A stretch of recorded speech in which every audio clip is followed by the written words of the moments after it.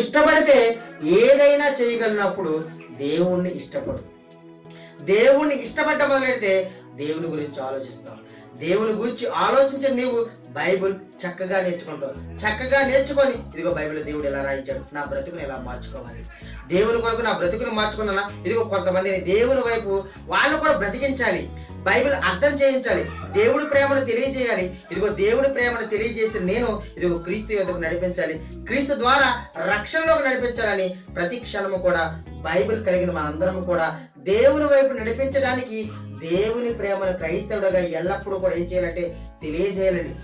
ఈ మధ్యకాలంలో అందరికీ దేవుడు తెలుసండి, కానీ దేవుడు తెలుసు అంటారు, కానీ దేవుడు ఎలా బ్రతకమన్నాడు, ఏ విధంగా భూమి మీద ఆయన పని చేయమన్నాడు, దేవుని కొరకు ఎలా మన జీవితాన్ని ఆయనకి సమర్పించుకోవాలి, హృదయపూర్వకంగా దేవుని ఎదుట విధేయుడిగా వినయము కలిగి మంచివాడిగా పూర్ణ మనసుతో దేవునికి మన జీవితాన్ని ఎలా సమర్పించుకోవాలో నేటి క్రైస్తవ్యానికి తెలియకపోవడం వల్ల దేవుని నమ్ముతున్నారు.